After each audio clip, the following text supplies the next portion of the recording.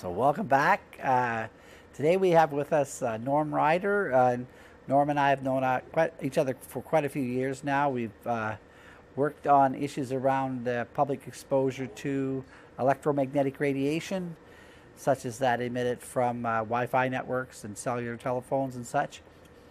And Norm has spent a lot of time researching government regulations and also following carefully any changes that have been happening over the last few years.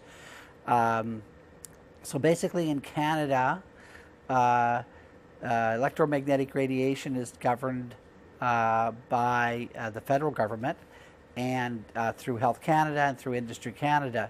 So Industry Canada has now looked at their guidelines for public exposure, and there's been some changes. So I've asked Norm to come in today, and let's talk about what these changes are and look at what the ramifications might be for the public. So welcome, Norm. Great to have you here again. Thank you. And I see you've come with all your literature. So basically, I think I've explained Safety Code 6 as best I could. But maybe you should start there also, maybe expand a little bit about what Safety Code 6 is and what these revisions have that Health Canada has made. Well, Safety Code 6 is a code of allowable limits of radiation for federal government workers or people at federal government sites.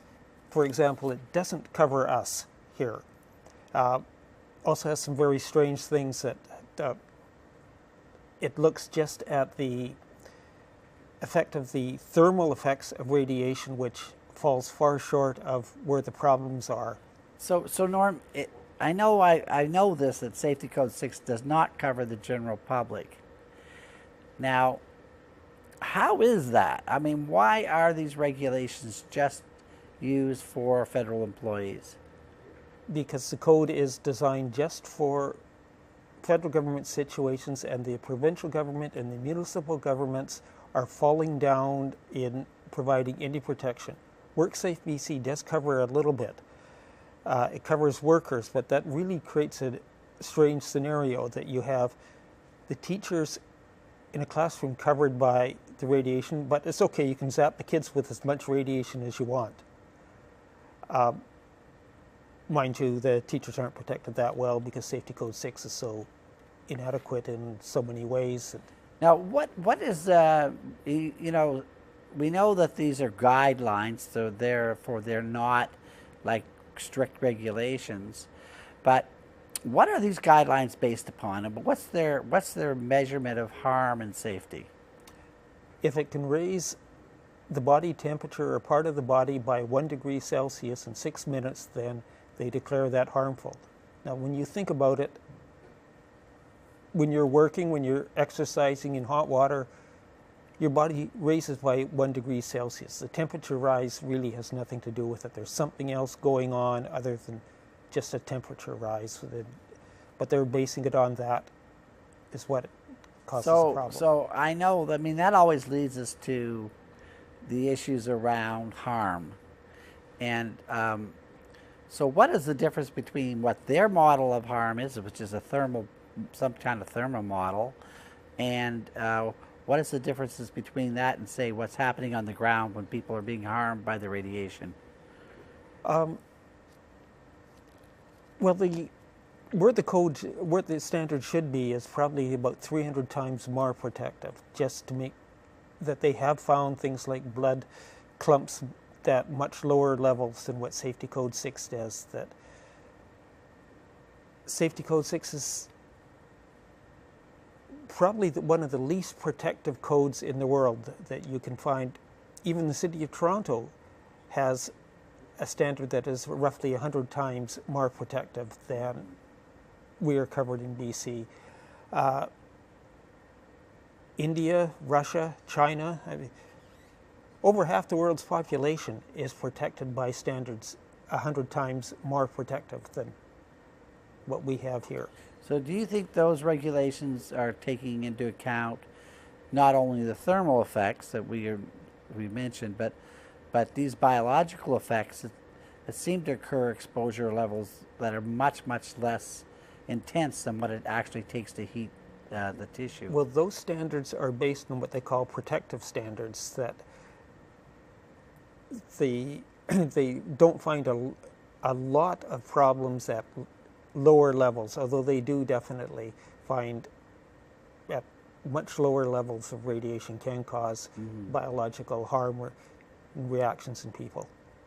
So now the Health Canada has changed tweaked these regulations a bit. What's happened there? They've made actually a major change that's still far from adequate. They have lowered the allowable limits for the areas their frequencies were most affected by from 1/3 to 2/3. Apparently that is so it would be more protective for children and pregnant women. But they're also telling us the radiation doesn't cause a harm, so how could you, what's more protective if there's no harm? But that's basically what they've done, is they've lowered those standards quite a bit. Still far from adequate, but a major So they improvement. seem to be taking into account some of these biological effects, even though they're not officially saying that. They're not admitting it.